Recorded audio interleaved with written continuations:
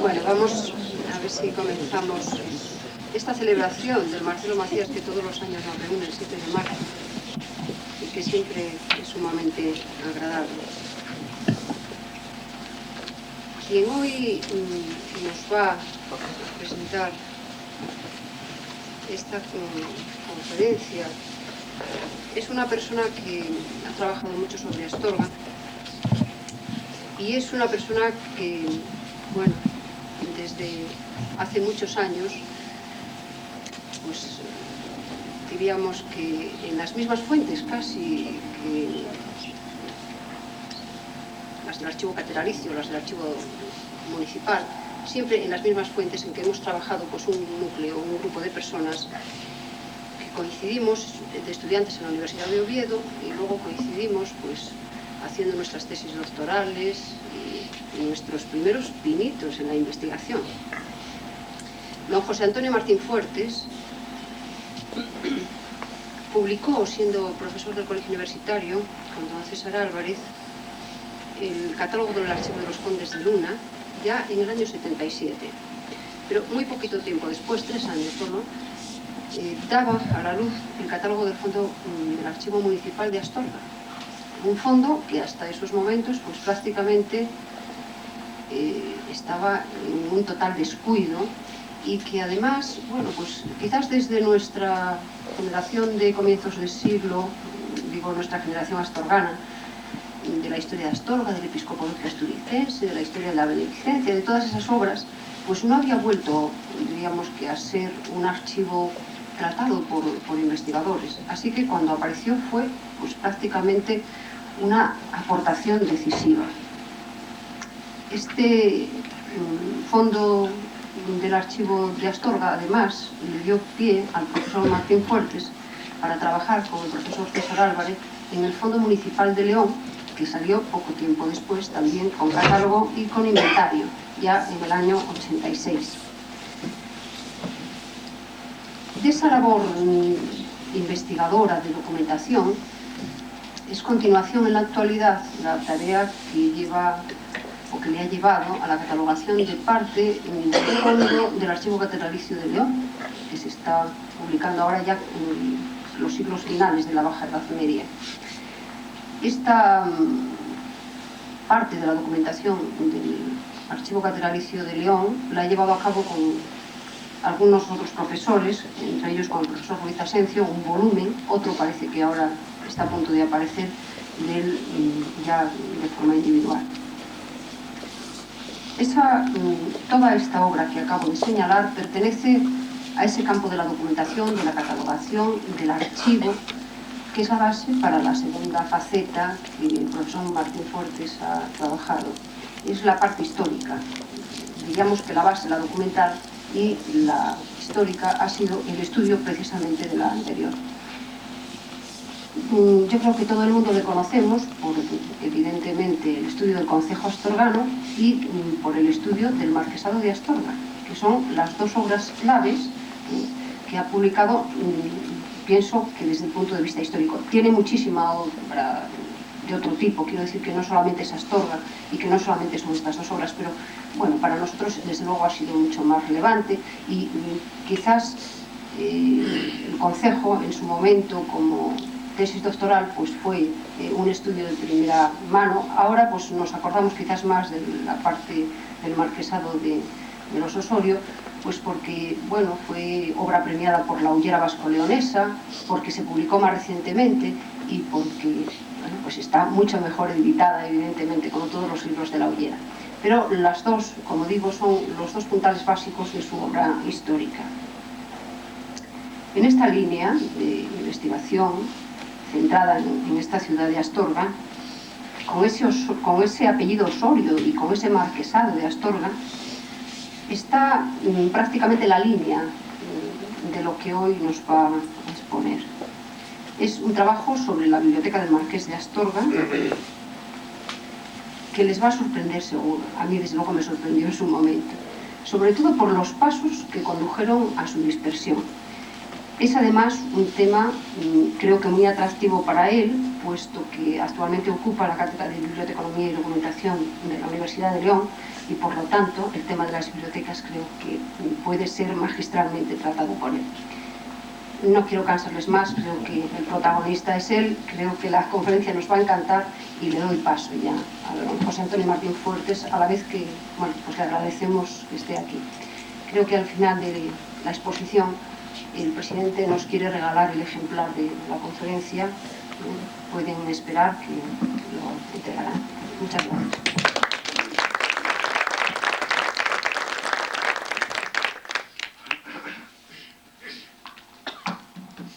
Pues muchas gracias, Goyita, por la presentación.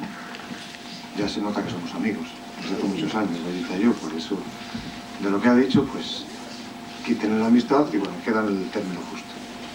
Y muchas gracias a ustedes por su presencia aquí, por querer participar en este acto que ya tiene una solera dentro de los actos del Centro de Estudios Astorganos. La Biblioteca del Marqués de Astorga es el título de la charla o la conferencia que quiero presentarles a ustedes hoy. Hace ya bastantes años, cuando estaba trabajando, cuando me empeñaba en buscar informaciones por los más variados caminos para la investigación histórica sobre los Osorio y el Marquesado de Astorga, que tenía entre manos y que acaba de mencionar ahora Goyita Cabero, las primeras noticias que encontré sobre la biblioteca de la Casa de Astorga fueron sorprendentemente las de su liquidación, las de su venta y dispersión en el siglo XIX.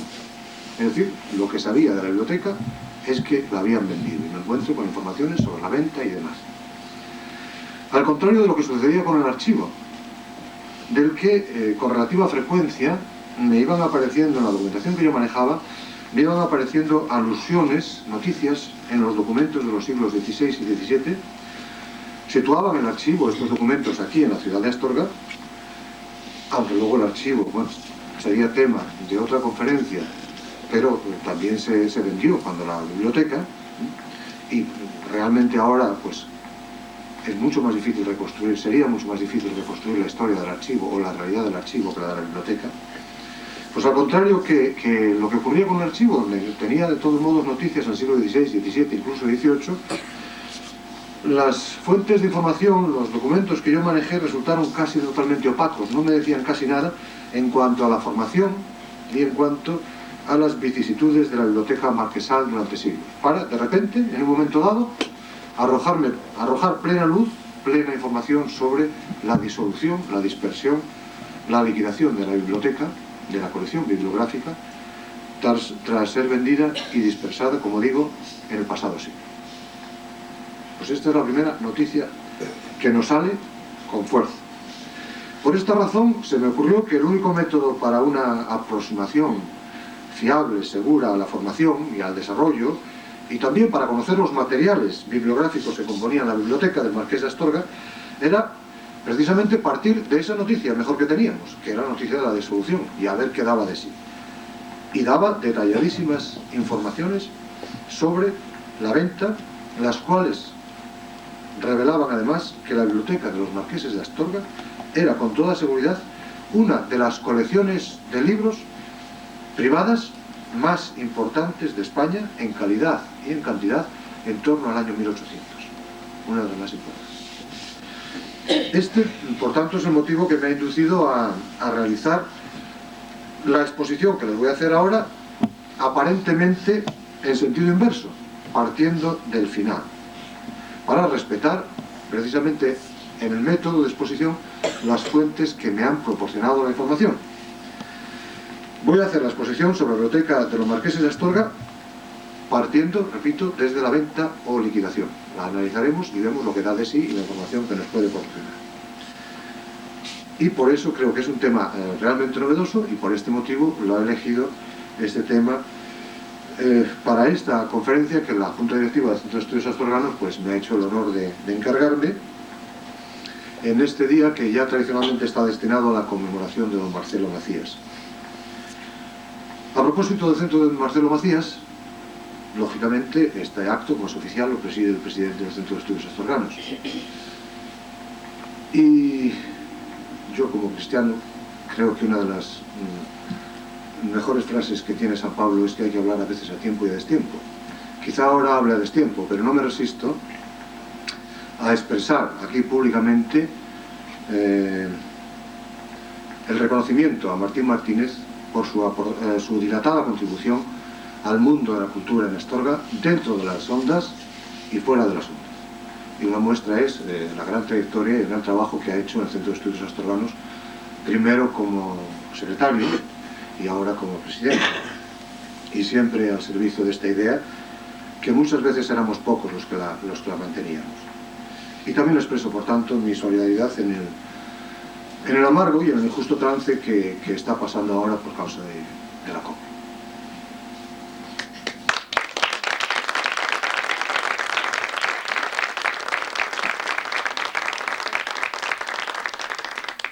Bueno, pues vamos con la biblioteca, partiendo, como decíamos, del final, de la liquidación, de las ventas y la dispersión de la biblioteca. Esto sucede en un marco histórico y cultural determinado, que es el marco histórico del siglo XIX, en el que hay un fenómeno muy importante, que seguro que todos hemos oído hablar de él, nos es familiar, el fenómeno de la desamortización de los bienes del clero, en la primera mitad del siglo XIX, que afectó gravemente al patrimonio histórico español, porque muchos de los fondos que estaban celosamente custodiados durante siglos en monasterios e iglesias pasaron a manos de un Estado en principio muy poco cuidadoso o de instituciones y particulares generalmente demasiado interesados. Han sido constantemente resaltados los graves perjuicios que provocó la desamortización en los documentos y en los archivos. Siempre que se habla de la desamortización, generalmente hablamos de los archivos. Pero no así los perjuicios también graves que ocasionó la desamortización en los libros, en el patrimonio bibliográfico español, muchos de cuyos fondos se dispersaron y alimentaron el comercio de libros antiguos en Europa, tras enajenarse por diversas vías numerosas e importantes bibliotecas también en esta primera mitad del siglo XIX. Pero no solo los documentos y los libros del clero padecieron durante el siglo XIX la enajenación y la dispersión, sino que estas lacras afectaron también a otras muchas instituciones y personas. De suerte que ya en las primeras décadas del siglo se vendieron en Londres, que era uno de los centros principales, importantes colecciones bibliográficas privadas y no eclesiásticas, laicas, digamos. En este contexto es en el que debemos situar la enajenación y dispersión de valiosísimos archivos y bibliotecas nobiliarias, si bien en este caso no puede culparse a la desamortización. Familias aristocráticas, nobles, que habían heredado importantes colecciones bibliográficas y documentales formadas a lo largo del siglo y reunidas, concentradas en palacios y mansiones por los sucesivos titulares de los linajes, se ven ahora carentes de recursos económicos para mantener su patrimonio inmobiliario, sus grandes casonas, sus palacios, especialmente esas grandes residencias señoriales que tienen no ya en el campo, sino en las ciudades donde han pasado a residir. De modo que pierden sus privilegios, pierden sus medios de vida al liquidarse el antiguo régimen, y al perder sus medios de vida tradicionales, sus privilegios, por decir un ejemplo breve y concreto, la nobleza hasta el siglo XIX, hasta la liquidación del antiguo régimen, tiene derecho a cobrar impuestos, a cobrar tributos. Desde luego eso en un sistema liberal, en un sistema moderno, en el sistema político contemporáneo, eso es intolerable. La recaudación de impuestos corresponde al Estado y a quien delegue o a quien se pacte de una forma constitucional. No hay personas privadas, personas, digamos, privilegiadas, no hay estamentos. Estas grandes mansiones resultan insostenibles para la mayor parte de ellos al perder estos privilegios, y desposeídos de estas mansiones, sin tener lugar adecuado para situar estas grandes colecciones bibliográficas y estas grandes colecciones documentales, al mismo tiempo que acuciados por la urgencia de obtener ingresos con los que mantener su alto nivel de vida, muchos nobles recurrieron a lo que podían hacer, a desprenderse de sus bienes, de todo aquello que era vendible. En primer lugar, pues sus riquísimos archivos y bibliotecas que resultaron generalmente mal vendidos. Antes de vender la casa vendían el archivo, o antes de vender el carruaje, que era un signo de nivel social o de estatuto social mucho más visible que una biblioteca o un archivo que estaba guardado en casa. El resultado de este trasiego fue que las mejores colecciones de libros españoles existentes durante el siglo XIX se fueron formando por hispanistas extranjeros, y fuera de nuestras fronteras adquirieron también buena parte de sus libros los más importantes bibliófilos españoles del siglo XIX de esta época, como por ejemplo Bartolomé Gallangos, Pascual Gallangos, Bartolomé José Gallardo, o Salvá, u otra serie de bibliófilos, tanto españoles como extranjeros, que sería largo enumerar, y que en el trabajo, cuando se lo entrega a ustedes publicado, pues algunos más se citan. Las librerías de las grandes ciudades europeas, especialmente las de París y Londres, ofrecían bibliotecas privadas de libros españoles constantemente excepcionales, bibliotecas en unas excepcionales condiciones. Y fue precisamente en Londres y en París, en estas dos ciudades, capitales también de la venta de la subasta de bibliotecas, donde se celebraron las sucesivas subastas públicas a través de las cuales se vendió la biblioteca de la Casa de Astorga a lo largo del siglo XIX, que vamos a exponer ahora con un poco más de detalle, una vez situado en su contexto. En el año 1870 tuvo lugar la última de estas subastas. Como vamos de adelante hacia atrás, o al revés, de atrás hacia adelante, como queramos, de lo más moderno a lo más antiguo, pues partimos del año 1870, cuando tuvo lugar en París la venta en pública subasta de una importante cantidad de libros pertenecientes a la Biblioteca Marquesal de Astorga. La ficha del catálogo que la librería Bachelin de Florent de París editó con motivo de esa subasta para que los posibles compradores tuvieran noticia de los libros que se vendían y que mandaba a sus clientes, esta ficha de catálogo dice textualmente, traduciendo del francés: segunda parte, catálogo de la biblioteca de su excelencia el Marqués de Astorga, conde de Altamira, duque de Sese. La venta de esta, que llama segunda parte, fue realizada en la sala de un hotel de París el día 7 de mayo del año 1870.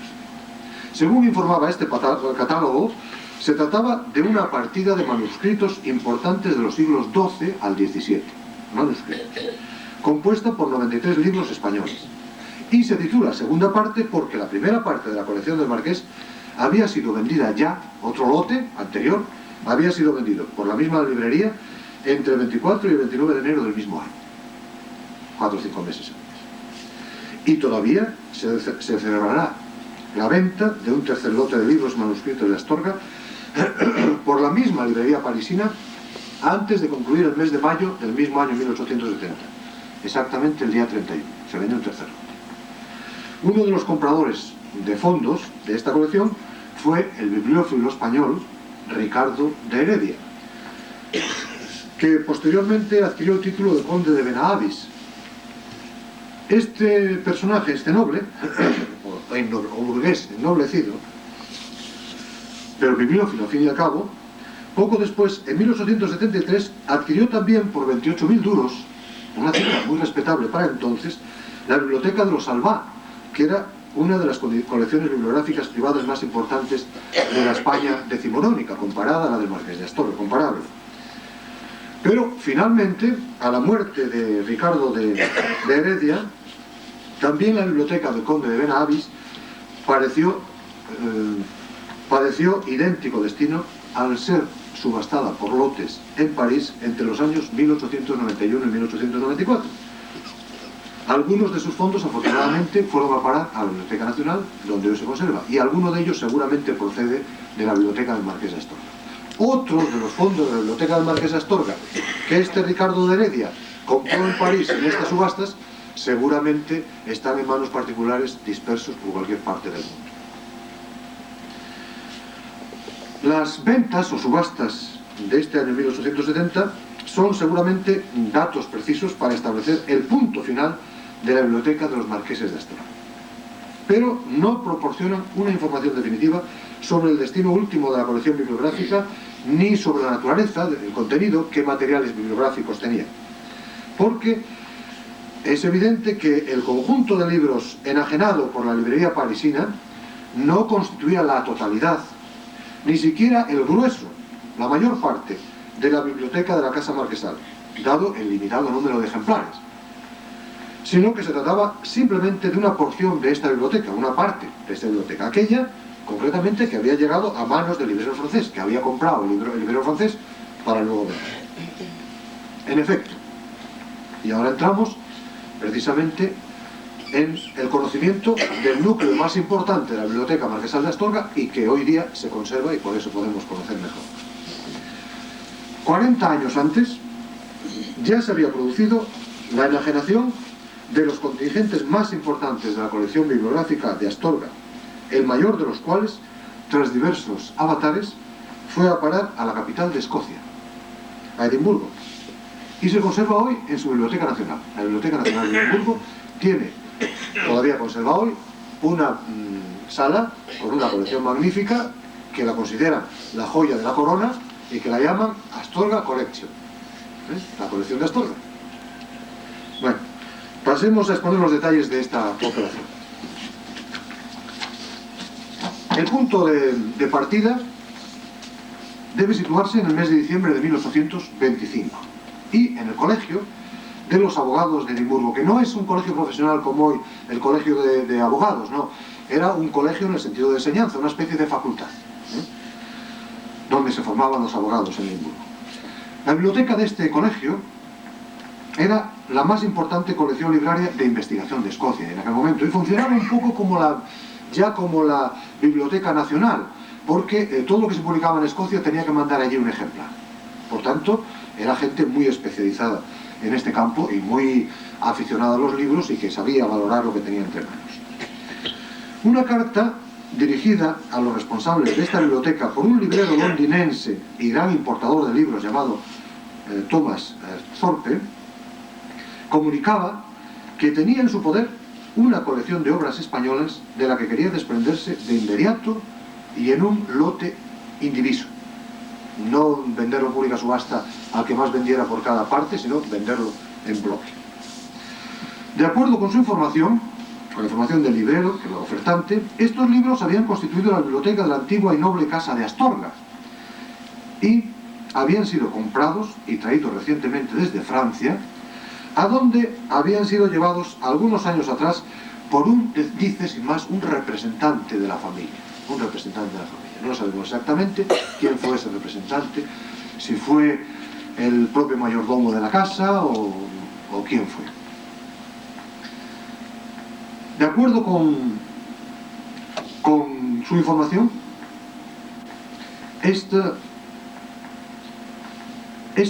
la información del propio librero venía a decir que, dadas las circunstancias por las que atravesaba, o sea, como diciendo, bueno, esto es lo que se dice siempre cuando vendes algo, mira, te lo vendo tan barato porque es que quiero vender muy rápido porque necesito el dinero, o porque me cambio de casa, o porque, no, por lo que sea, ¿no? Algún motivo siempre para normalmente sacar un buen beneficio y darle más valor al precio por el que se oferta. Pero el librero realmente insinuaba que, dadas las circunstancias por las que estaba atravesando, podía quedar satisfecho con una oferta de 3.000 libras. 3.000 libras esterlinas, y decía que era una suma muy moderada para una colección de 7.000 volúmenes, ya veremos luego que no eran tales volúmenes, y un precio muy inferior al que podría obtenerse de ser valorada esta biblioteca y vendida al por menor, libro a libro, subastas o por pequeños lotes, al venderla por indiviso, que la ofertaba a un precio muy atractivo. Lo cierto es que los responsables de la biblioteca, de los abogados, una reunión de la junta directiva del colegio, se interesan por el asunto, recabaron un dictamen sobre la oferta a un ilustre miembro de su colegio, que era concretamente yerno y biógrafo del famoso novelista Walter Scott, que se llamaba Lockhart, quien también era productor de obras españolas antiguas, y por tanto podía valorarlo mejor. Este da un informe positivo, y de acuerdo con el informe de este, la compra de la colección fue ajustada en el precio citado de 3.000 libras, o sea que les pareció interesante y lo aceptaron. Y de inmediato transportada la colección en cajas desde Londres a Edimburgo. hacia 1830, ya había sido colocada en los estantes de la biblioteca que tenía el Colegio de Abogados, el colegio con la Facultad de Abogados, y los libros habían sido registrados en el minucioso, o anotados en el minucioso registro manuscrito compuesto con esta finalidad. No eran nada chapuceros.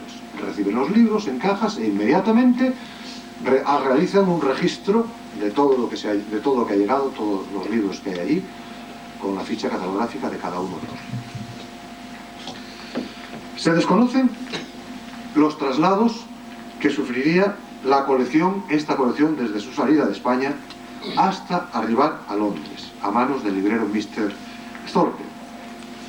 Se sabe, no obstante, que fue transportada a Francia, antes de llegar a Londres, pasó por Francia, como decía el propio librero, y que el año anterior a la compra realizada a Thorpe por la Sociedad de los Abogados de Edimburgo, había existido otra subasta de obras en Sotheby's, la famosa casa de subastas de Londres, en Sotheby's, Londres, celebrada el 9 de junio de 1825 y anunciada como perteneciente al Marqués de Altamira.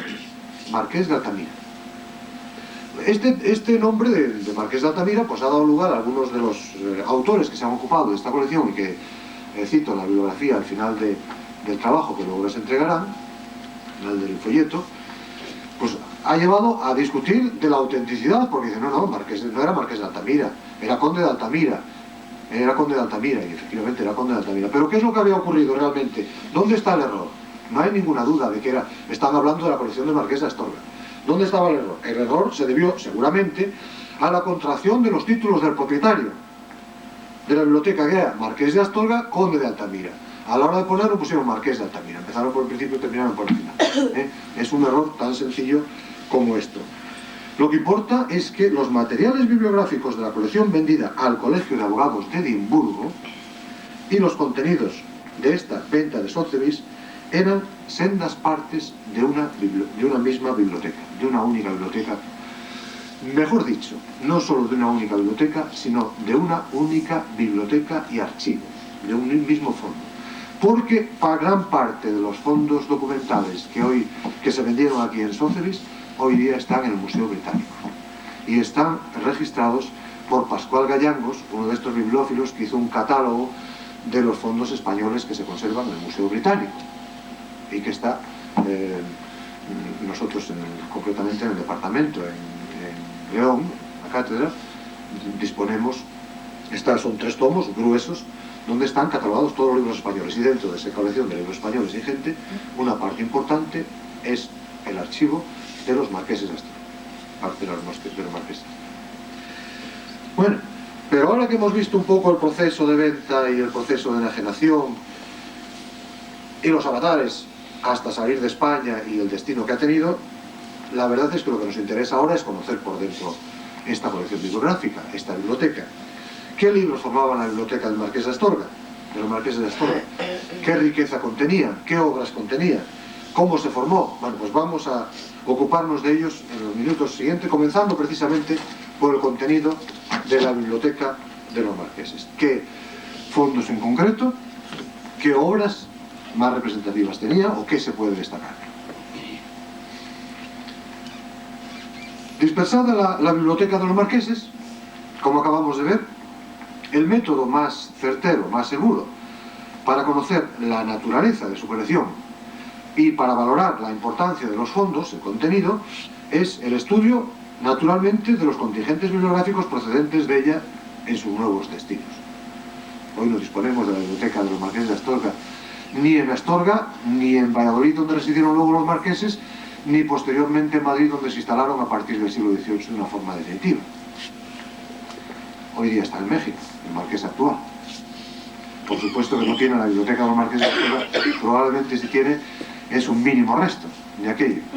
Sí sé, o sí, por otras informaciones, que otros descendientes de la casa tienen algunos pequeños fondos, algunos pequeños restos. Por ejemplo, los actuales marqueses de Ayamonte y algunos otros descendientes, titulares, digamos, de linajes vinculados a la familia Osorio y relacionados, digamos, con la casa de Astorga, pues sí tienen algún pequeño fondo, pero mínimo. Entonces, ¿cuál es la forma de conocer el contenido?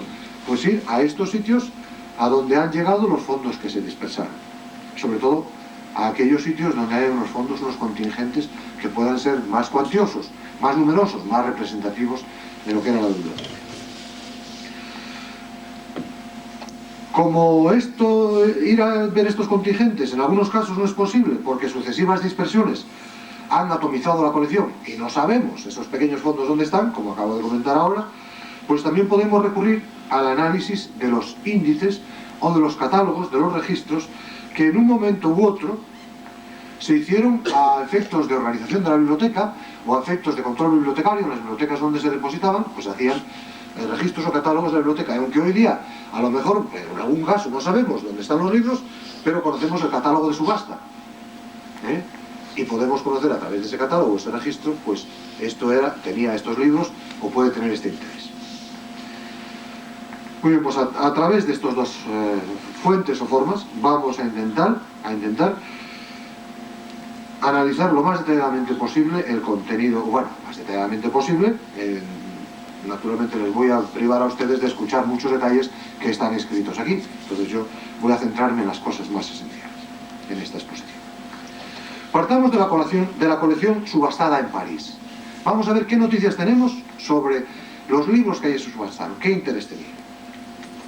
Para las tres operaciones que compusieron la subasta pública en París, en el año 1870, como decíamos, de este importante contingente bibliográfico de los marqueses de Astorga, se editaron sendos catálogos por la propia librería que los subastó, o mejor, el más correcto sería decir sendas partes de un mismo catálogo del conjunto de la moneda de libros. O sea, porque es como si fuera una sola subasta, una sola moneda que se hace en tres lotes, y así lo dicen, segunda parte, primera parte, tercera parte. Así lo dicen al editarlos la propia librería. Un lote se vendió en enero, como decíamos, otro en marzo y otro en mayo. Bueno, pues de cada uno de estos lotes se hizo una primera parte, una segunda parte y una tercera parte de un catálogo. Se hicieron estos catálogos, estas tres partes de catálogo. Decíamos. La biblioteca del Instituto Valencia Don Juan de Madrid dispone hoy día de un ejemplar serocopiado. De estos catálogos que hizo la librería de París. Y esto es un buen medio ya, una primera fuente interesante. Gracias, el Instituto Valencia Don Juan de Madrid tiene una interesantísima biblioteca y archivo con fondos antiguos, gran parte de ellos procedentes de León. Y es porque a esta institución se lo donó, no recuerdo ahora el nombre, un noble importante, y este noble a su vez había sido un bibliófilo importante que había adquirido cantidad de libros también mediante estas sucesivas subastas que se habían hecho.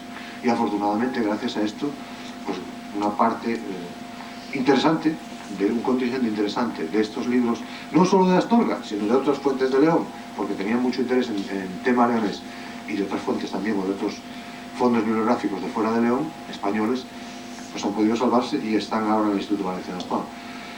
El único problema, ahora que no hay nadie de esta institución, aquí es la forma de la consulta, que es complicadísimo normalmente conseguir entrar y trabajar allí, y una vez que entras y trabajas ahí también es bastante difícil que te den lo que buscas, porque a veces se hacen los huecos, porque no es una institución pública tampoco, no tiene obligación de hacerlo, entonces te lo hacen un poco en forma de favor, y tampoco puede uno ir exigiendo ahí, no se puede ir exigiendo a ningún lado, pero bueno, en otro sitio puedes alegar derechos que ahí probablemente no puedas alegar.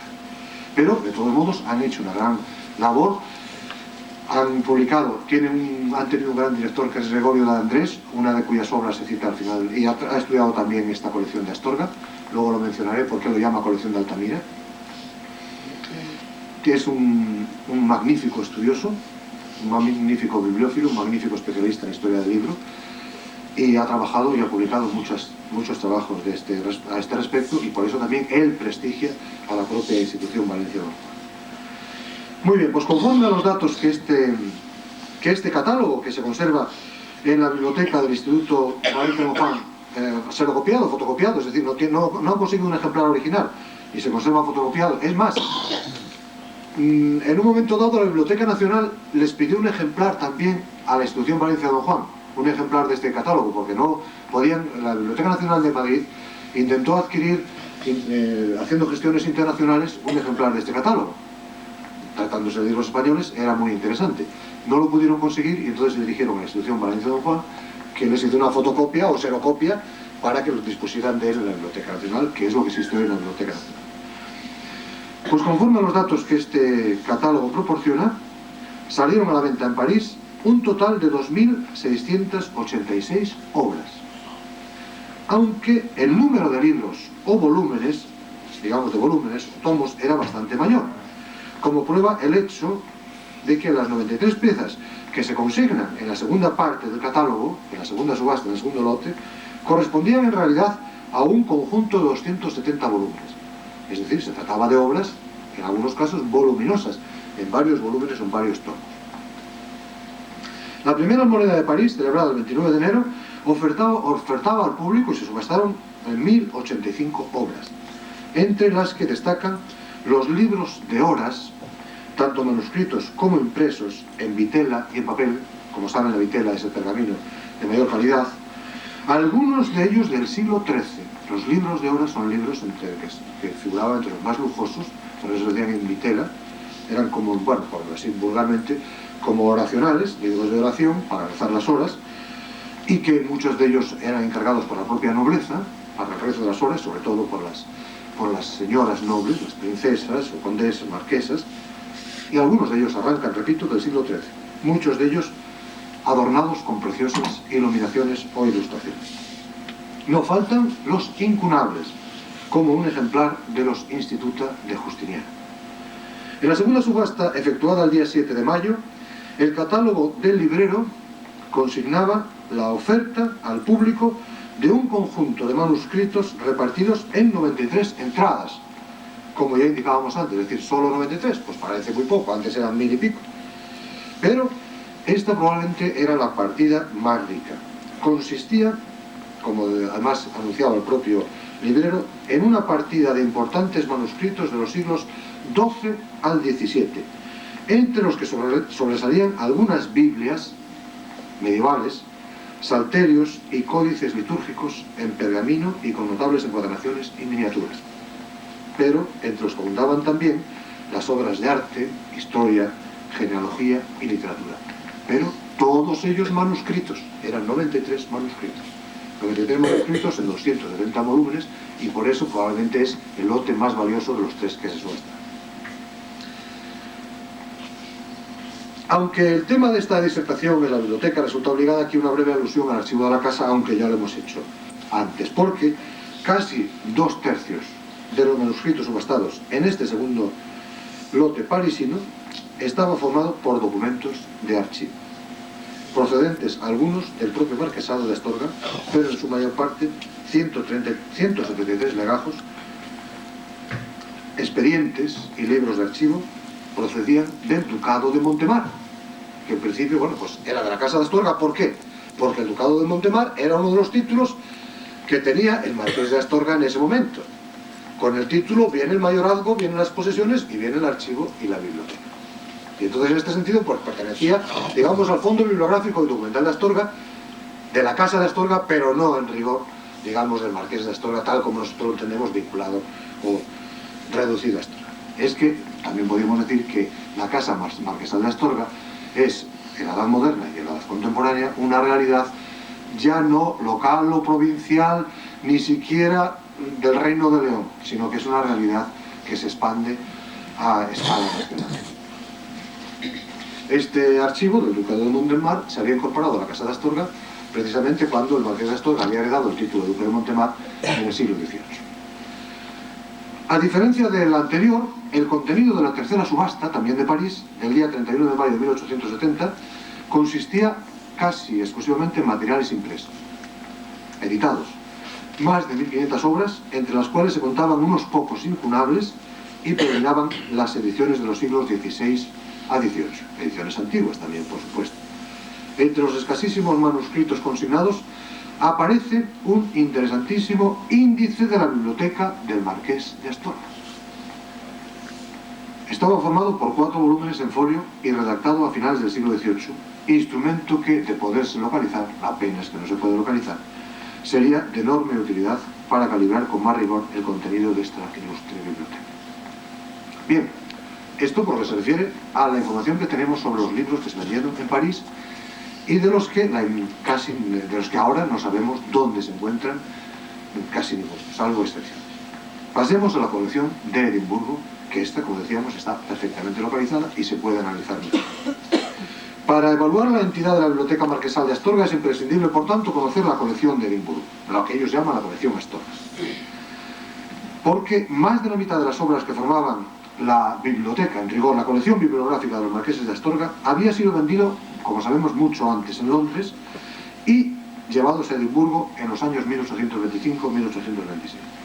Con la ventaja añadida a favor de esta, de que mientras los fondos enajenados en París sufrieron tal dispersión que resultan hoy día ilocalizables en su mayor parte, el rico fondo vendido a los escoceses se encuentra perfectamente identificado y organizado actualmente en, como decíamos, la Biblioteca Nacional de Edimburgo, Escocia.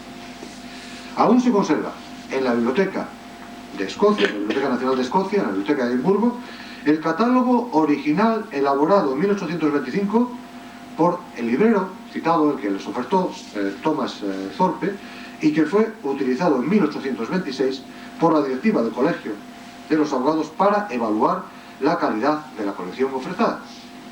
Y existe también luego un catálogo impreso de Thorpe que sin duda se realizó sobre el catálogo manuscrito del mismo autor. Es decir, este señor redacta un manuscrito, se lo manda a los abogados de Edimburgo para que vean qué obras tiene y tal, para que hagan una evaluación, sin mandarle las obras todavía, para que puedan ver si les interesa el precio de las 3.000 libras. Estos señores deciden adquirirlo y luego, cuando deciden adquirirlo, pues se edita. Hay una edición de la misma fecha, 1826 aproximadamente, de este catálogo antes manuscrito. Estos instrumentos descriptivos son, junto con el análisis de la propia obra conservada, las mejores vías para un primer análisis de la cantidad y calidad de la colección. Según el catálogo realizado por este librero ofertante de la colección, esta estaría formada por 7.000 volúmenes. Eso es lo que él decía, 7.000 volúmenes. Siempre la vaca que se vende pesa más que cuando la pesan en el mercado realmente. Entre los cuales se hallarían obras de más de 100 autores españoles importantes, así decía. Ahora bien, tras el minucioso registro de las obras que se realizó en 1827, cuando llegan a la biblioteca y se ponen a ver lo que hay realmente, a registrarlo y a colocarlo en la biblioteca, previo catálogo, una vez adquirida la colección y con vistas de su instalación en la biblioteca, resulta que el responsable de la biblioteca de los abogados, tuvo que informar a la dirección del colegio de que en lugar de los 7.000 volúmenes apuntados por el librero, el número real era poco superior a los 3.000. Es decir, se quedó en la mitad. Y que la porción histórica de esas obras, 100 autores importantes y tal, se componía de unos 1.600 volúmenes, mientras que la parte restante estaba formada predominantemente por obras de teología y derecho y carecía de ediciones completas de las obras literarias de los poetas y dramaturgos españoles más ilustres. Es decir, que eso de obras de los 100 autores más importantes, pues que no había tanto. No había tanto. En esta colección, en la colección de Edimburgo, apenas existían manuscritos. En la de París ya vimos que había unas colecciones de manuscritos, algunos desde el siglo XII, interesantísimos. Aquí apenas existían manuscritos y solamente una docena de incunables, siendo los demás libros impresos de los siglos XVI al XIX. Muy interesantes, pero no tanto como había prometido el libro. No es de extrañar, pues, que los abogados de Edimburgo pues expresaran vivas protestas, incluso pusieran demandas contra Thorpe, porque parece segura la existencia de cierta mala fe, cierta intención de engaño por parte del librero. O bien, contra lo que anunció y ofertó a los escoceses, no adquirió completa en Francia la importante colección bibliográfica procedente de los marqueses de Astorga, o bien, otra posibilidad, les escamoteó una parte de esta, especialmente manuscritos y determinados impresos de autores renombrados para venderlos aparte. Yo me inclino a pensar que hizo las dos cosas. Es decir, no lo compró todo, y lo que no compró fue lo que se vendió en Sotheby's, y de lo que compró no se lo entregó todo a los escoceses de Edimburgo, porque no sabemos ciertamente que este librero vendió más tarde algunos libros de la biblioteca de Astorga por su cuenta. lo que demuestra que no actuó de muy buena fe ni muy limpia. Bien, la colección Astorga fue incorporada al Catálogo Alfabético General de la Biblioteca de la Facultad de los Abogados de Edimburgo, editado en 1871.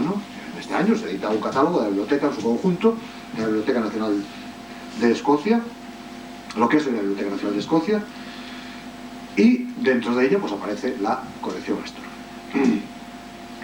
Una reciente revisión de sus contenidos, lo que hay ahora, comparado con este catálogo, arroja un recuento de 3.600 volúmenes, 3.600 volúmenes, los cuales representan 4.600 ediciones. Por tanto, es una obra realmente, o sea, una colección realmente importante. La gran diferencia entre el número de volúmenes y el de ediciones es lo que decíamos antes, lo que constituye una de las valiosas características de esta colección. Por una parte, porque hay obras importantes en varios volúmenes, y por otra parte, porque dentro de los propios volúmenes y encuadernadas a veces aparecían varias obras distintas, o folletos impresos antiguos, que a lo mejor una misma obra o un mismo volumen tenía varios folletos o varias obras diversas. Y que eso no lo supo evaluar Zope porque no vio, él contó y cuantificó, pero no vio en detalle qué era lo que contenía cada uno de los volúmenes. Por lo que se refiere a los autores y títulos de algunas de las obras, por dar una visión de lo que hay, del contenido, hay, por ejemplo, un ejemplar de la primera edición del Conde Lucanor y algunas obras dramáticas del siglo XVII, de Calderón de la Barca. Calderón de la Barca, por ejemplo, está bien representado. De Cervantes existen en ediciones del siglo XVIII, es decir, bastante tardías, la Galatea y 2 volúmenes de comedias, y también merecen mención las interesantes ediciones de autores clásicos, interesantes ediciones de autores clásicos griegos y latinos, como Tucídides, Tito Livio, Horacio, Vitruvio, etc. Hay, lógicamente, también una importante cuantía de obra histórica, en sentido amplio, desde crónicas hasta biografías, genealogías. No hay que olvidar que es la biblioteca de una casa noble. Hay historia eclesiástica, hay teología, hay obras piadosas, que componen un núcleo también de cierta importancia, mucho material jurídico, civil, eclesiástico, cosas de derecho, también alguna obra de política, de comercio, de industria. Lo más sorprendente es que también hay un lote, no muy abundante, pero un lote interesante, de ciencias puras y aplicadas, o técnicas, es decir, cosas de navegación, de cronometría, de botánica, de medicina, de contabilidad. Que quiere decir, bueno, pues que como han pasado tantos marqueses y ha habido tantas personas que han tenido relación con una biblioteca secular, pues alguno de los titulares de la casa o alguna persona relacionada con la casa tenía también estas inclinaciones hacia, digamos, las ciencias puras. Hay abundantes obras de autores considerados menores, pero una cosa sorprendente, tratándose de una biblioteca que tiene mucha obra editada en el siglo XVI y el siglo XVII, una cosa sorprendente es que hay una carencia casi absoluta de los místicos españoles. Por tanto, y sí había obra piadosa, pero no existía obra de los místicos.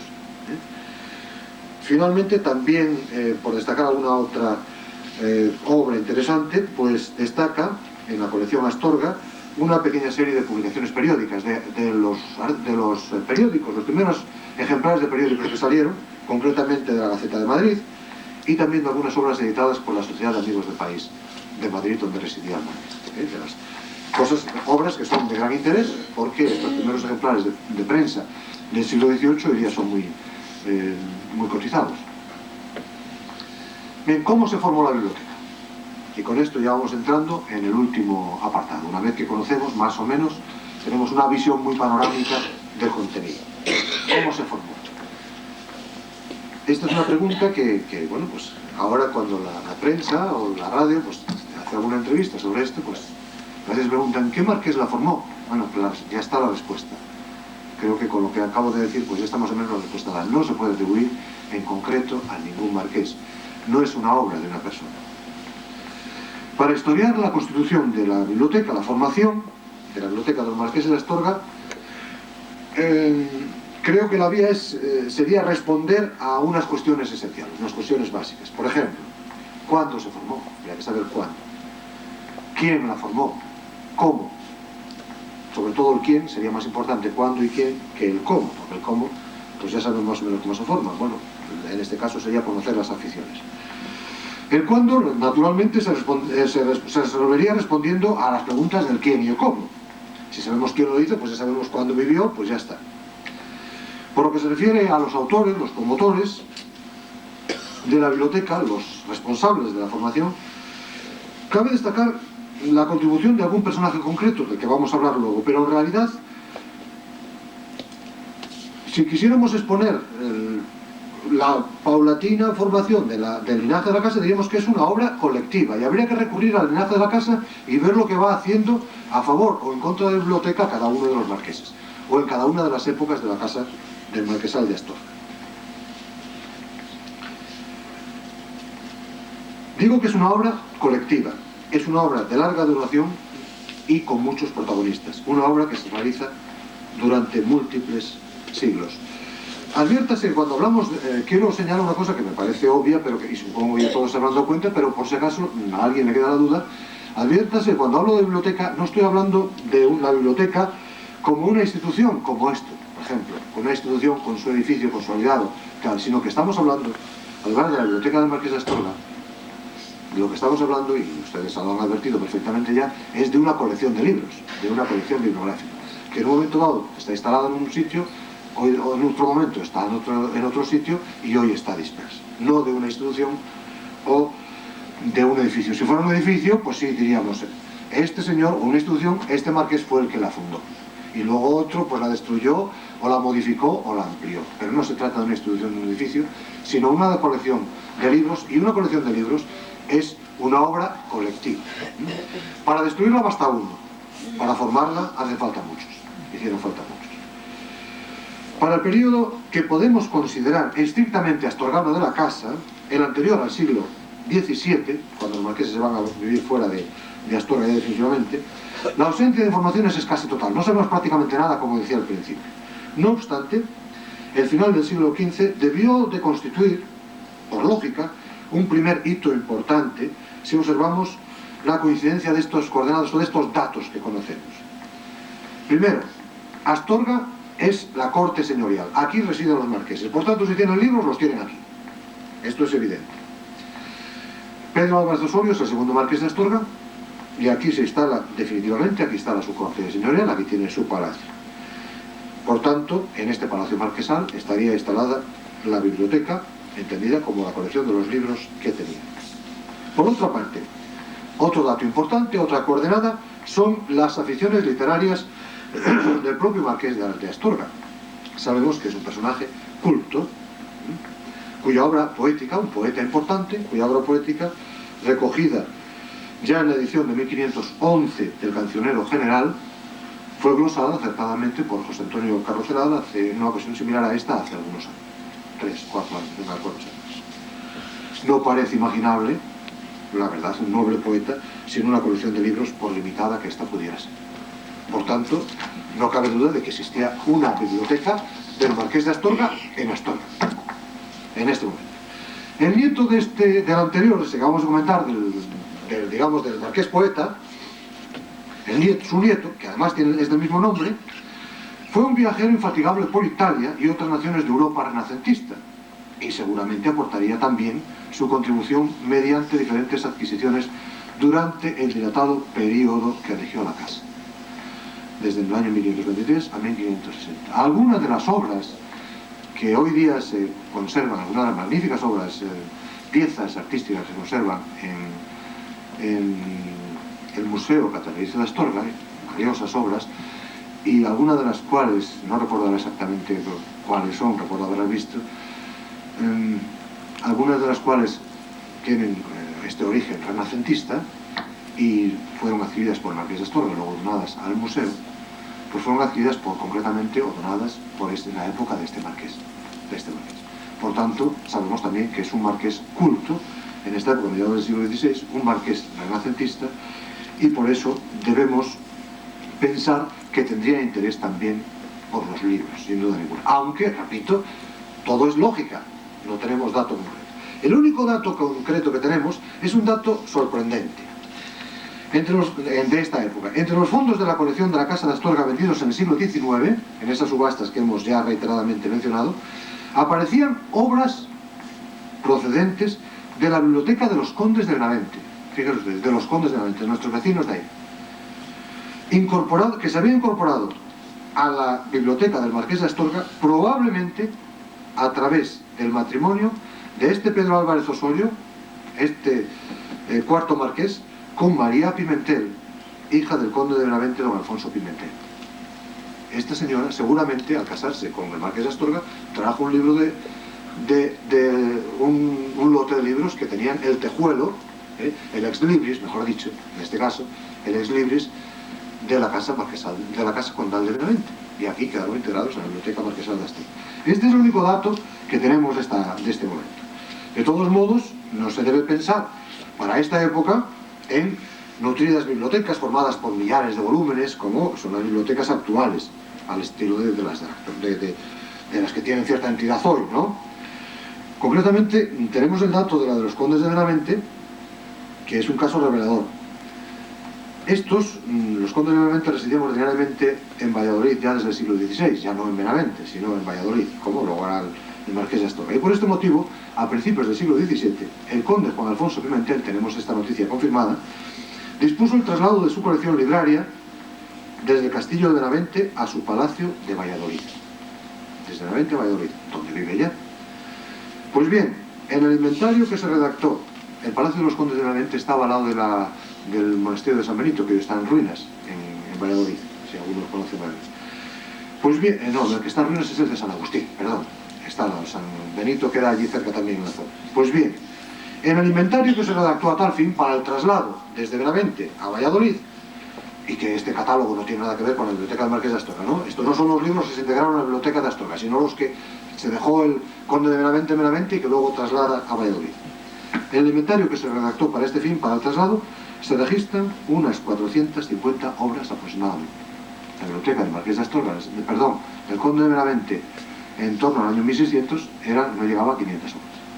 Bueno, ya tendría algunas en Valladolid que no trasladaba. Vamos a ponerle, como mucho, 1000 obras. No creo que llegue.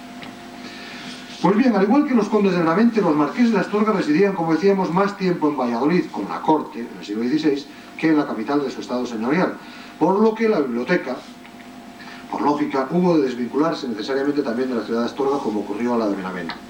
Este proceso se acentuará aún más cuando el mayorazgo de los Osorio de Astorga, por agotamiento de la línea masculina, pase a manos de don Antonio Pedro Dávila, marqués de Velada. Velada está en Toledo, título de Toledo, porque Astorga está en León, pues Velada es una villa de Toledo, marqués de Velada y San Román. Entonces, el título de marqués de Astorga pasa a este señor que estaba casado con la hija del anterior marqués de Astorga. No hay descendencia masculina. De todos modos, se pacta en las capitulaciones matrimoniales que en el caso de que el título de Astorga fuera a este señor, a Antonio Pedro, que se llamaba Antonio Pedro Dávila y no sé qué más, o Sancho Dávila, tendría que cambiarse sus apellidos y llamarse Álvarez Osorio, con los apellidos de Astorga. Y que siempre que expidiera documentos como marqués de Astorga y de Velada, tendría prelación siempre el título de marqués de Astorga. Y así sucede con él y con sus sucesores. Pero lo que no sabemos exactamente, lo que no sabemos exactamente, aunque este señor se llamara Antonio Pedro Álvarez Osorio, es lo que no tenemos ninguna noticia es de que residiera en Astorga, sino, como decía, este fue uno de los protagonistas ya de que Astorga, el título marquesal de Astorga y la biblioteca marquesal de Astorga se desvincularan todavía más de esta ciudad.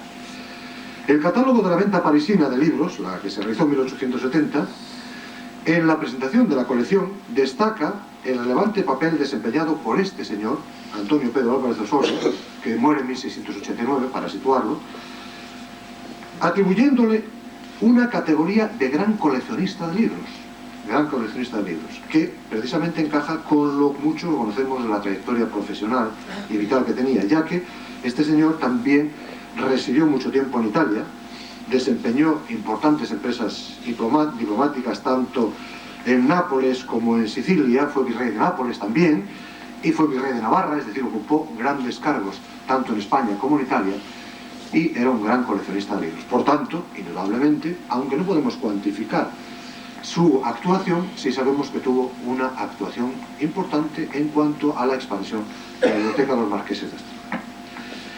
El grueso de las obras que constituyeron la magnífica colección de los marqueses de Astorga debió de incorporarse a la biblioteca a partir de entonces, a partir de finales del siglo XVII, a partir de este marqués, que era el 10º, y sobre todo a lo largo del siglo XVIII. Según el catálogo de la subasta de 1870, fue especialmente importante la contribución de don Vicente Joaquín Osorio de Moscoso, que es el marqués que muere en 1816. Si bien lo curioso es que este hombre se mostró más interesado por la teología que por la literatura. Recordáis que antes, cuando hablábamos de los lotos que subastaban y los catálogos y lo que había, decíamos, pues había un importante contingente de teología y obras piadosas. Pues muchas de ellas se deben precisamente a don Vicente Joaquín Osorio de Moscoso, uno de los marqueses más peculiares. En el catálogo de la biblioteca de un hispanista famoso que se vendió en unos años más tarde, Fouché del Bosc, que se vendió en la moneda también unos años después, concretamente en el año 1936, pues entre las obras ofertadas en este catálogo de la biblioteca del hispanista aparece un catálogo de la biblioteca del marqués Vicente Joaquín Osorio, un catálogo de la biblioteca marquesal de Astorga hecha en la época de este señor. Había sido confeccionado concretamente por un tal Pablo Recio, por orden suya, por orden del marqués, en el año 1789. Don Vicente Joaquín, que suscribía como el marqués de Astorga, conde duque, así porque era marqués, conde duque y otros muchos títulos, para resumirlos, el marqués de Astorga, conde duque, reunía en su persona los solares de Astorga, marquesado, Altamira, condado y Sesa, el ducado de la casa del gran capitán, además de los de Ayamonte, Maqueda, Leganés, Elche, Montemar y otros infinitos, otros muchos, bueno, infinitos es mucho decir, otros numerosos, otros múltiples, que se habían ido agregando durante este siglo. Acaparaban una docena de grandezas de España y numerosos mayorazgos, todos los cuales le aportaron no solo tierras y vasallos, estos mayorazgos, sino, como decíamos antes, también las bibliotecas, los archivos y las pinacotecas de las distintas casas nobiliarias cuyos títulos iba asumiendo. De modo que era uno de los hombres más ricos y más prestigiosos en el ámbito cultural de España en torno al año 1800. Este marqués es el 15º marqués de Astorga y fue el que presidió durante la Guerra de Independencia la Junta Suprema Central, por eso es uno de los más conocidos. La Junta Suprema Central Gubernativa, por culpa de este señor fue por el que tuvieron que raer el escudo de la fachada de la casa consistorial, de la casa del ayuntamiento. Si se han fijado, el escudo de la ciudad, la hoja de roble está perfecto, pero de la izquierda, que es del marqués, está casi borrado, porque si no, dijeron los franceses que lo borraban a cañonazos, según la leyenda y la tradición que se ha conservado, ¿no? Entonces, además, era mejor quitarlo, raerlo, que dejaran que los franceses echaran abajo el ayuntamiento a cañonazos. ¿Por qué los franceses le tenían inquina? Porque era el rey chico, como le llamaban, porque era muy bajito de estatura. Porque concretamente era el presidente de la Junta Gubernativa Central que dirigía la lucha contra los franceses. Un tipo entonces muy poderoso, más que muy poderoso, muy prestigioso en España, porque lo mangoneaban luego lo que querían, era un poco el figurón. Pues bien, este marqués, que tuvo toda esta importancia, que fue uno de los más ricos, y que contribuyó a la formación de la biblioteca de la casa de una forma decisiva, al tiempo fue el primero que inició el proceso de su liquidación, al haber puesto también las bases para el quebranto económico, para la quiebra económica que obligó a sus herederos y sucesores a venderla. A finales del siglo XVIII, como acabo de decir, hacía mucho tiempo ya que los marqueses de Astorga habían trasladado su residencia a Madrid,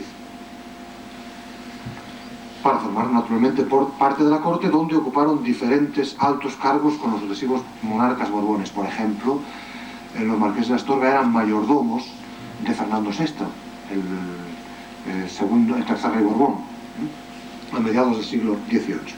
Allí, en la calle de San Bernardo, en el cogollo del Madrid de los Austria y los Borbones, emprendió este marqués Vicente Joaquín la construcción de un inmenso palacio con planos de Ventura Rodríguez, un inmenso palacio del que solo pudo hacer las paredes exteriores.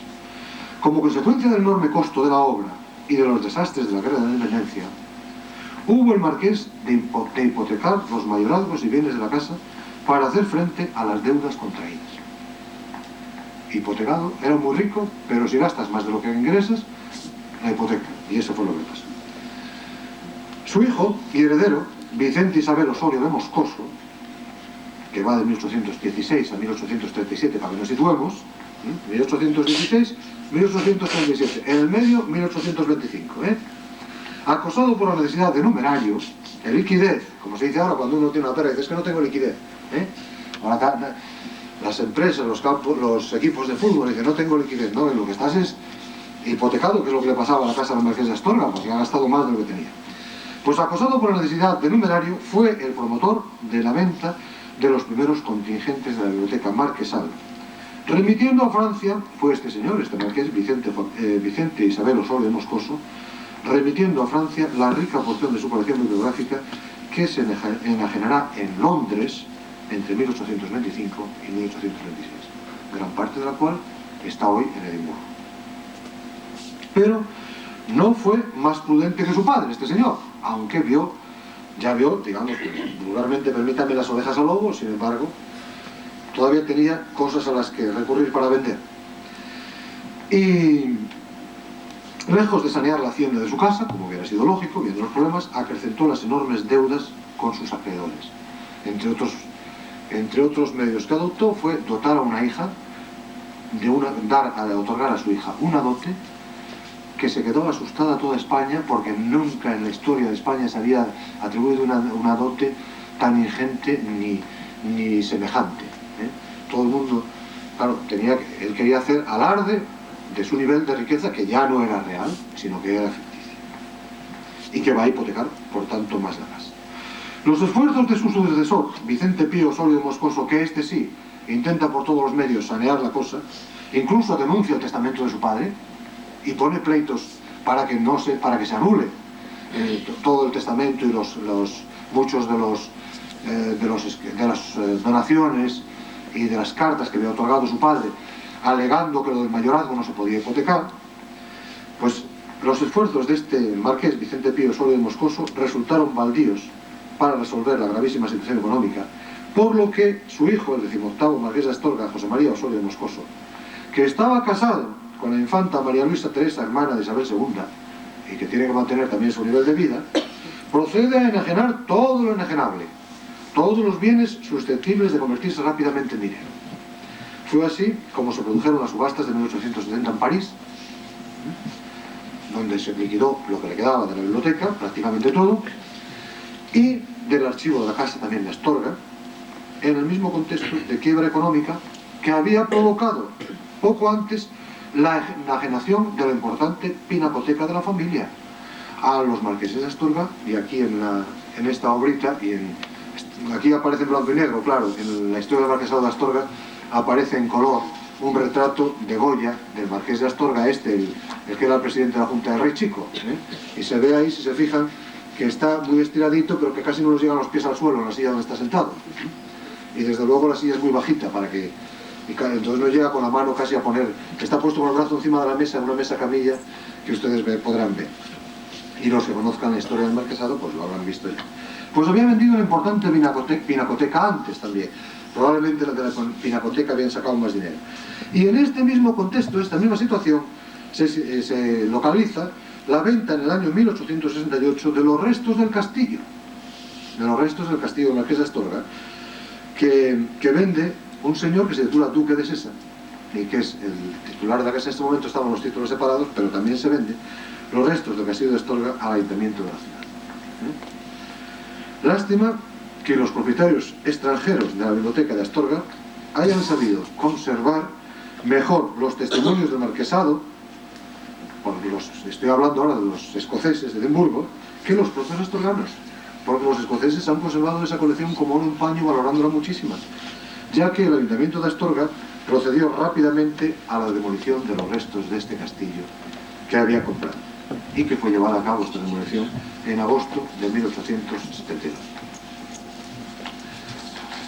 En conclusión, sumadas las obras vendidas en Londres y adquiridas por la biblioteca del Colegio de los Abogados de Edimburgo en los años 25-26, como hemos dicho reiteradamente, a las subastadas en 1870 en París, se alcanza un conjunto, fíjense ustedes, de un poco más de 7.000 volúmenes. Es decir, lo que decía efectivamente el listo del librero Mr. Thorpe.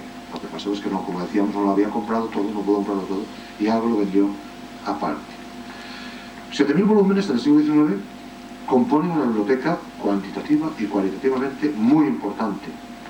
Por otra parte, para una valoración total no debe omitirse la porción de la biblioteca, como decíamos, seguramente pequeña, que quedó en manos de diversos descendientes de linaje. El hecho indiscutible, de todos modos, es que en la actualidad no existe una biblioteca de los Marqueses de Astorga, sino diferentes colecciones dispersas que se formaron en diversos momentos gracias a los despojos de la auténtica biblioteca o colección bibliográfica de Astorga.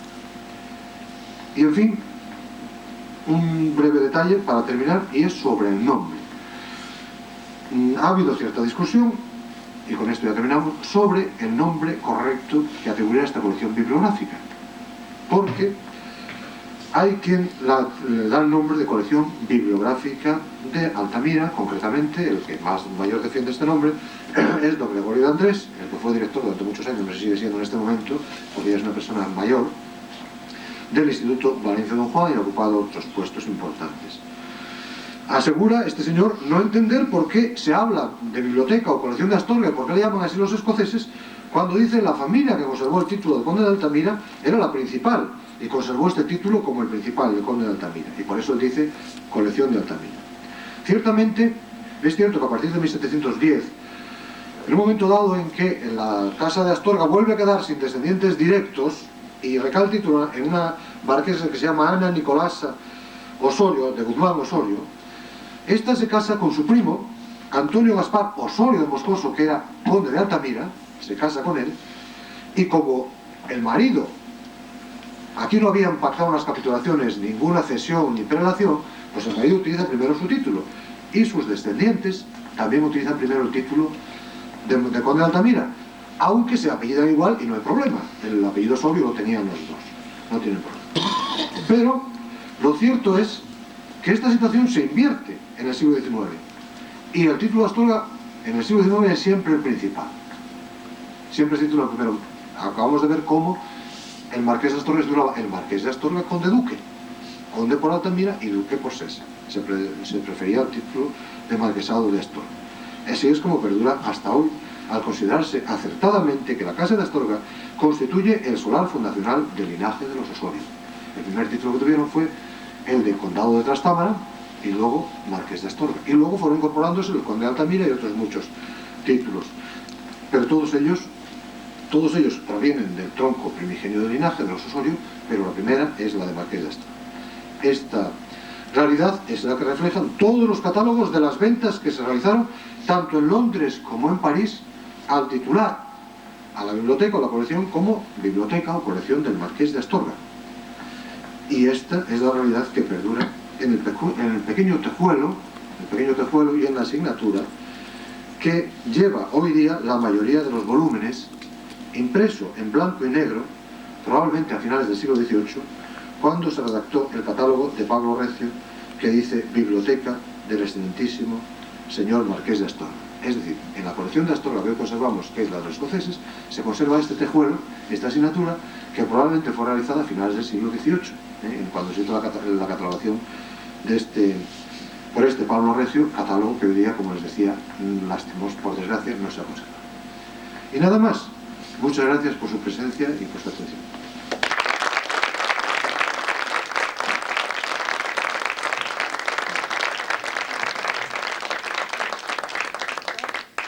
Agradecemos a don José Antonio Martín Fuertes esta exposición, y si alguien entre los presentes quiere hacer alguna pregunta, es el momento. Yo quería en primer lugar agradecer al disertante el magnífico estudio que ha realizado sobre esto. Para mí es una auténtica sorpresa, ¿no? Y quería comentar un par de cosas. Yo, según he entendido, parece que hay tres núcleos de la colección, ¿no? Un núcleo que parece que ha terminado en el norte de Irlanda, de Escocia, concretamente en Edimburgo, que es la que viene de esa especie de compra con todos los avatares que tienen origen en París, ¿no? Y luego hay, y esa está bastante catalogada, según nos ha indicado, ¿no? Luego hay otra parte que viene de una subasta que se dividió en 3 partes en París, que también está bastante catalogada. Y una tercera, según he entendido yo, que viene de Sotheby's, y ahí parece, según he entendido yo, que no estaba excesivamente catalogada, no hay datos, ¿no? Si eso es así, me parece que es bastante fácil, ¿no? Porque la casa Sotheby's, tengo la idea que conserva todos los catálogos de subasta desde su principio. No sé si he entendido bien esto, no he entendido bien, pero por si acaso... Seguro que me expliqué mal yo. No, he entendido. La venta de Sotheby's, fundamentalmente, en su mayor parte, fue el archivo. Y hoy día está en el Museo Británico. Muchos de sus volúmenes están, que son, así estoy hablando de memoria, 143, me parece que comenté cuando leí el dato, 43 volúmenes, están hoy día, se incorporaron al Museo Británico y allí, y hoy día tenemos noticia de ellas, no está catalogado, claro, pero hay una especie de índice o inventario que hizo Pascual Gallangos, que hizo un índice de inventario de la obra española, mejor dicho, la obra en español que existe en el Museo Británico. Bueno, hoy día no está en el Museo Británico porque se ha desvinculado, la Biblioteca Nacional de Inglaterra se ha desvinculado ya del Museo Británico. Cuando lo hizo estaba en el Museo Británico, hoy día estará en la Biblioteca Nacional. Y ahí el fondo fundamental de esos libros, vamos a ver si no me aclaro porque seguramente antes lo expresé mal. En estos momentos, en la Biblioteca Nacional y antes en el Museo Británico de Inglaterra, existe un fondo importante de obra en español, que Pascual Gallangos hace un índice de inventario que ha sido publicado en 3 volúmenes. Una parte de esa obra en español, y que está, digamos, mezclada con el resto, entonces hay que ir, yo me he pasado para hacer este trabajo, y luego llegué esperando encontrar algún libro, y al final prácticamente no encontré nada de libros, sino que encontré fue cosas de archivos, así que para otra vez hago lo del archivo, pero estuve viéndome los 3 volúmenes. Pero está mezclada con obras de otra procedencia. Lo único que las une es que es obra español y que está en la Biblioteca Nacional de Inglaterra. Y es toda obra española. Y está mezclada la que procede de los Marqueses de Astorga con otra obra. Y esta obra que está allí, la procedente de los Marqueses de Astorga, es en general, en su mayor parte de archivo. Documentos de archivo, expedientes, y libros de archivo y cosas así. Y otra parte también, que no sé de dónde procede, de qué subasta, está en el Instituto Valencia de Opa, pero que también fundamentalmente es parte de archivo, documentos de archivo, no de biblioteca. Luego la siguiente pregunta, me sorprende que haya 2 temas que no se han mencionado, que yo pienso que las bibliotecas parece que había origen allí desde el siglo XII, según nos estaban comunicando, hasta el siglo XIX. Hay 2 temas que me sorprende que no aparezcan. Uno es el tema de cartografía, porque en toda esa época el tema de cartografía, sobre todo a partir que llegó ya en el siglo XV Ptolomeo a España, pues realmente fue sobre todo al mundo occidental, en todas las bibliotecas importantes había temas cartográficos de gran nivel. Sí había. Lo que pasa es que yo mencioné en cronometría, navegación, claro, para navegación, lógicamente, en obras de navegación es imprescindible que haya algo de cartografía. Lo que no puedo decirles, mencioné entre las cosas que había, no la cartografía en concreto, sino la navegación, y claro, hay algo de cartografía. Lo que no puedo decirle exactamente si ocupa una parte importante o no en la biblioteca, pero efectivamente, tiene usted toda la razón. En una biblioteca de la época moderna sería muy raro, y más de una persona con cierta cultura, que no hubiera cierto lote o cierto contingente, por pequeño que fuera, de cartografía, y más para cuando eran personajes como estos, viajeros, que la característica, digamos que los marqueses de Astorga, como otros nobles, los duques de Alba u otros, medraron a la sombra de la monarquía, incorporándose a la gran obra que hace la monarquía hispana, el imperio español, en Italia, en América y donde sea. Fundamentalmente los nobles se iban por Europa, que eran destinos mucho más cómodos que buscar fortuna en América, mucho más duro. Entonces lo vemos en Italia, por tanto, si eran gente que se desplazaba, diplomáticos, militares, pues lógicamente tenía que tener también obras militares, obras de cartografía, obras, como decíamos, de navegación. Y por último, para dejar hablar a otros. Nada. Y del tema leonés no hay nada. O del tema astorgano, porque me sorprende que no aparezca siendo Marqués de Astorga, que razonablemente tiene que tener por lo menos mucha correspondencia, mucha cosa archivada, mucho estudio, mucha investigación de la zona de aquí. ¿Cómo es posible que no aparezca nada ahí de tema astorgano leonés? Pues el tema astorgano-leonés, fíjese usted lo que se habría publicado hasta el siglo XVIII, que es hasta cuando recopilan la obra. Cuando él estaba en el siglo XVIII, seguramente, que es cuando se forma la mayor parte de la colección, seguramente los leonés y los astorgano, el único tema astorgano y leonés que le interesaba era la recaudación de impuestos. Seguramente. Y estamos viendo la documentación que se conserva más. Miren que ya es en el siglo XVIII cuando se abandona incluso la bandera de clavijo, la Suiza y todo esto que hasta ¿Y por qué se abandona? Porque el marqués tenía que pagar a la soldadesca esta que tenía que llevar, que ahora se ha recuperado recientemente. Yo lo había propuesto varias veces, me parece una idea estupenda. Pues el marqués ya, dejando un duro aquí, no dejaba. O sea que el tema leonés le interesaba en este sentido.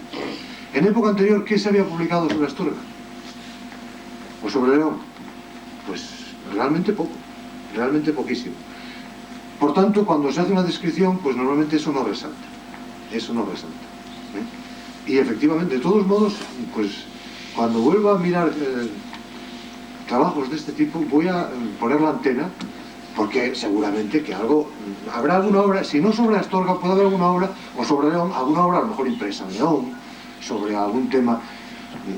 Bueno, la imprenta León empieza en el siglo XVI, con relativa tardía, más tarde que Zamora, por ejemplo.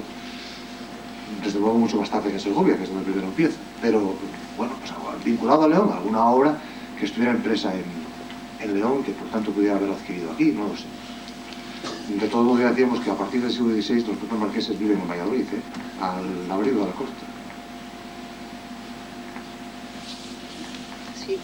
Hay un hecho que yo leí por la radio, que se vendían de vez en cuando algunos manuscritos de los marqueses de Astorga en Londres. No, en este momento no. Sí, esto lo oí yo por la radio, por Radio Nacional de España. Me parece muy raro. Hombre, es posible, porque acabo de decir que... No, dice además muy escueta, Sí, sí, ayer sí. fueron vendidos unos manuscritos de los marqueses de Astorga en Londres. Sí, sí. Nada más. Es posible porque... Bueno, primero, cuando hablan de manuscritos no piensen en libros. Como manuscrito, cuando se dice manuscrito en una cosa de estas, y sobre todo con los subastadores, llaman eso llaman eso lo que está manuscrito, no impreso.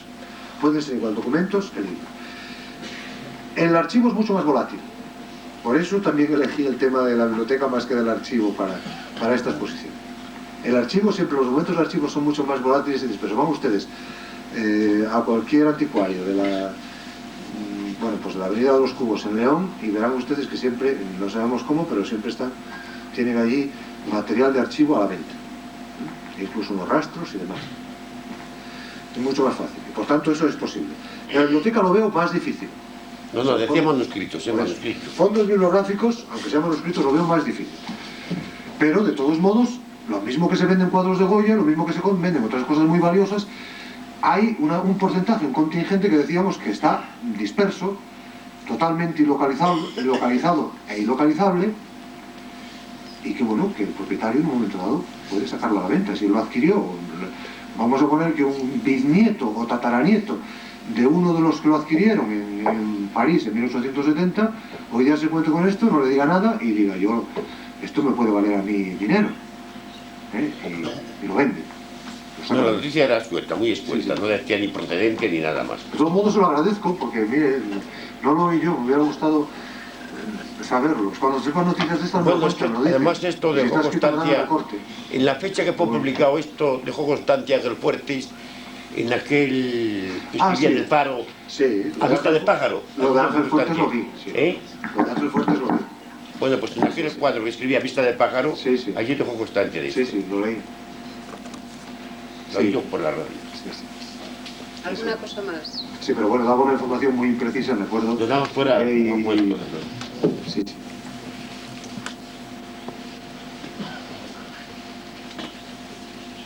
Bueno, pues muchas gracias por la exposición de Martín Fuertes, muchas gracias por su asistencia y un año más hemos celebrado la festividad de Marcelo Macías. Muchas gracias.